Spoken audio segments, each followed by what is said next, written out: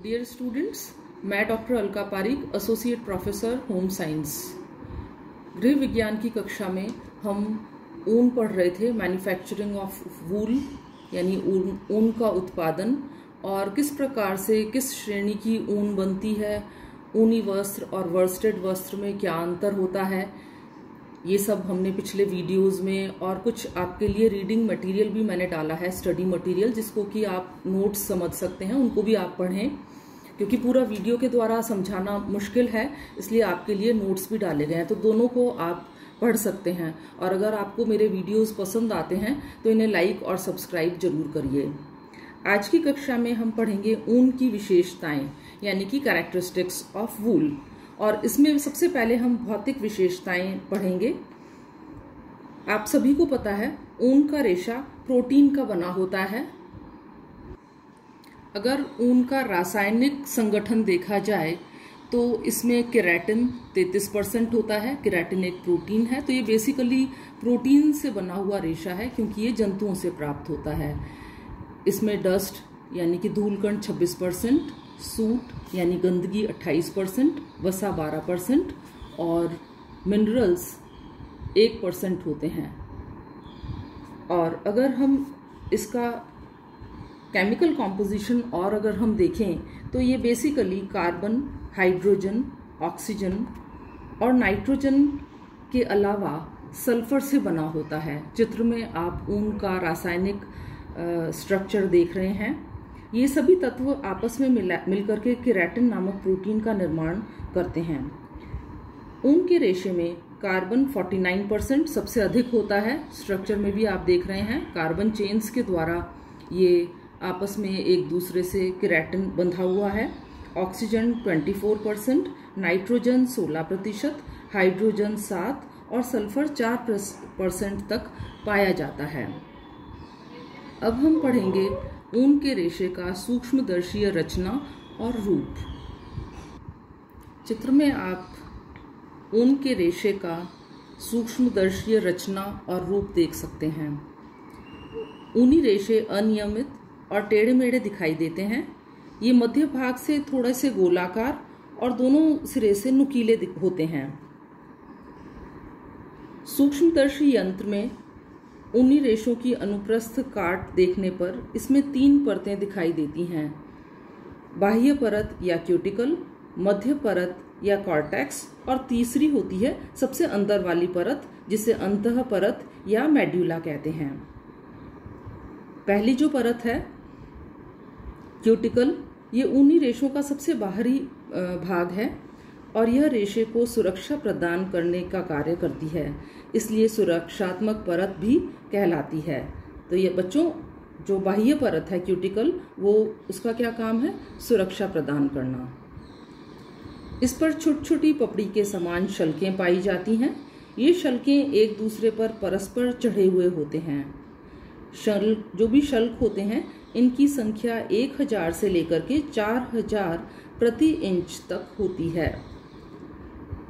शल्कों की संख्या ऊन की किस्म पर निर्भर करती है, और जो उत्तम कोटि के ऊन में जो शल्कें होती हैं उनकी संख्या अधिक होती है। और साथ ही शल्कों के किनारे, जिन्हें दांत या सिरेशन कहते हैं, बिल्कुल सीधे नहीं बल्कि कटे फटे ऊंचे नीचे व्यवस्थित रहते हैं। लेकिन निम्न कोटि के ऊन में शल्कों की संख्या कम परंतु दांतों की संख्या अधिक होती है। उत्तम श्रेणी के ऊन में शल्कों की संख्या अधिक होगी और दांत कम होंगे। साथ ही किनारे से लगभग सीधे एज यानी कि स्ट्रेट एज रहते हैं। ऊनी रेशों की बटाई में शल्क सहायता करते हैं। बटाई के दौरान रेशों में उपस्थित शल्क आपस में उलझकर फंस जाते हैं। धूलकण, मिट्टी और अन्य प्राकृतिक अशुद्धियां शल्कों के उपस्थिति के कारण सरककर नीचे चले जाते हैं। शल्क नमदा बनाने में सहायक होते हैं। दूसरी जो परत है वो मध्य परत यानी कॉर्टेक्स कहलाती है। कॉर्टेक्स ऊनी रेशों का मध्य परत है। यह बहुकोशीय होता है और रेशों का मुख्य भाग बनाता है। इसमें जो रंग वर्णक हैं वो उपस्थित होते हैं, जिसे कि मिलानिन कहते हैं, और ये रेशों का रंग प्रभावित करता है। ऊन का लचीलापन, प्रतिस्कंदता, मजबूती, कोमलता, प्रत्यास्था आदि इसी परत से प्रभावित होती है। तीसरी अंतः परत मेड्यूला। ऊनी रेशों का अंतः परत जो होती है वो मेड्यूला कहलाती है। यह गोलाकार होती है और इसके मध्य में एक खोखली नलिका होती है, लेकिन कभी कभी ऊनी रेशों में यह आवश्यक रूप से नहीं पाई जाती। उत्तम श्रेणी के रेशों में यह अत्यंत कम विकसित या अनुपस्थित रहती है, लेकिन निम्न श्रेणी के मोटे रेशों में यह परत सबसे ज़्यादा विकसित होती है। और बच्चों, यह परत नमी सोखने और ऊन की रंगाई में भी सहायता प्रदान करती है। यदि ऊनी रेशे का व्यास हम देखें, जिसे इंग्लिश में डायमीटर कहते हैं, तो इनका औसतन व्यास 0.0005 से 0.0015 इंच होता है। यह अन्य सभी प्राकृतिक रेशे जैसे कपास, लिनन, रेशम आदि से मोटे होते हैं। ऊनी रेशों का व्यास जितना कम होगा वह उतना ही महीन और उत्कृष्ट कोटि का होगा। मोटे रेशे निम्न कोटि के अंतर्गत आते हैं। अगर ऊनी रेशे की हम लंबाई देखें तो ऊनी रेशों की लंबाई सामान्यतः 1 से 4 इंच तक होती है, लेकिन कभी कभी रेशे इससे भी ज़्यादा लंबे यानी 7 से 8 इंच तक भी होते हैं। ऊन की लंबाई भेड़ की किस्म, खानपान, प्रदेश, जलवायु और स्वयं भेड़ के शरीर के विभिन्न भागों से प्राप्त ऊन पर निर्भर करता है।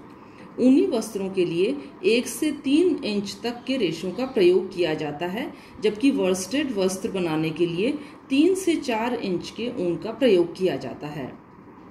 अगली क्वालिटी होती है चमक यानी कि लस्टर।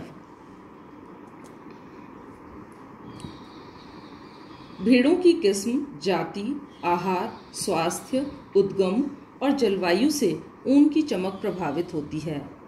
उत्तम कोटि के ऊन में कम परंतु अनोखी चमक होती है और निम्न कोटि के ऊन में अत्यधिक चमक और कभी कभी आपत्तिजनक चमक भी होती है। अगर रंग देखें तो जो आप बाजार में ऊन देखते हो या जो वस्त्र मिलते हैं उनके ऊपर तो डाइंग की जाती है, जैसा कि अपन ने ऊन की प्रोसेसिंग में पढ़ा था। लेकिन अगर प्राकृतिक रूप से देखा जाए तो ऊन के रेशे सफ़ेद, ग्रे, भूरे और कभी कभी काले होते हैं। रेशे के मध्य परत यानी कॉर्टेक्स में रंग वर्णक मेलानिन पाए जाते हैं। ऊनी रेशे को आसानी से रंगा जा सकता है, परंतु इसे श्वेत, उज्ज्वल और वाइट बनाए रखना कठिन होता है। धूप और वायु से रेशे पीले हो जाते हैं और इसलिए ब्लीचिंग के द्वारा इन्हें सफ़ेद किया जाता है। तो बच्चों, इस क्लास में हमने पढ़ा ऊन की भौतिक विशेषताएं, सूक्ष्मदर्शीय रचना और रूप, व्यास यानी उसका डायमीटर, लंबाई, चमक और रंग। आगे की विशेषताएं हम अगली क्लास में पढ़ेंगे। थैंक यू, धन्यवाद।